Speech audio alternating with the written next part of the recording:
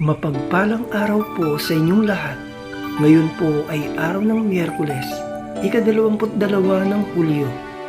Pakinggan po natin ngayon ang mabuting balita ng Panginoon. Pagbasa mula sa awit ni Solomon. Gabi-gabi, sa higaan ang mahal ko'y hinahanap, ngunit hindi masumpungan kahit na sa pangarap. Akong ito'y bumabangon, sa lungsod ay naglalakad. Ang lansangan sa paligid ay aking ginagalugad, ngunit hindi matagpuan ang sinta kong nililiyag. Sa akin ngang paglalakad, nakita ko'y mga bantay. Nagmamanman, naglilibot sa paligid sa lansangan. Sa kanila ang tanong ko, mahal ko ba ay nasaan? Nang kami ay maghiwalay ng nasabing mga tanod, bigla na lang na nakita ang mahal kong iniirog. Ang salita ng Diyos. Salamat sa Diyos. Salmong tugunan. Aking kinasasabikan, Panginoon, Ikaw lamang. O Diyos, Ikaw ang aking Diyos na lagi kong hinahanap. Ang huwaw kong kaluluway, tanging Ikaw yaong hangad. Para akong tuyong lupa na tubig ang siyang lunas. Aking kinasasabikan, Panginoon, Ikaw lamang.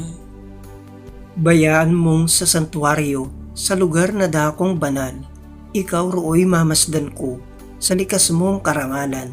Ang wagas na pag-ibig mo'y mahigit pa kaysa buhay, kaya ako'y magpupurit, Ikaw ang pag-uukulan. Aking kinasasabikan, Panginoon, Ikaw lamang. Habang ako'y nabubuhay, ako'y magpapasalamat, at ako ay dadalangin na kamay ko'y nakataas. Itong aking kaluluway, kakaing may kasiyahan, magagalak na umawit ng papuring iaalay. Aking kinasasabikan, Panginoon, Ikaw lamang. Pagkat ikaw sa tuwina ang katulong na malapit, sa lilim ng iyong pakpak, galak akong umaawit. Itong aking kaluluway sa iyo lang naghahawak. Pagkat ako kung hawak mo, kaligtasay natitiyak. Aking kinasasabikan, Panginoon, Ikaw lamang. Aleluya, aleluya. Ipahayag mo, Maria, na si Kristo'y nabuhay na, libingan niya'y iyong nakita. Aleluya, aleluya. Ang mabuting balita ng Panginoon ayon kay San Juan. Madilim-dilim pa ng araw ng linggo, naparoon na si Maria Magdalena sa libingan. Naratnan niyang naalis na ang batong panakip sa pinto ng libingan. Dahil dito, patakbo siyang pumunta kay Simon Pedro at sa alagad na mahal ni Jesus at sinabi sa kanila, kinuha sa libingan ang Panginoon at hindi namin alam kung saan dinala. Si Maria'y nakatayong umiiyak sa labas ng libingan. Yumuko siya at tumingin sa loob.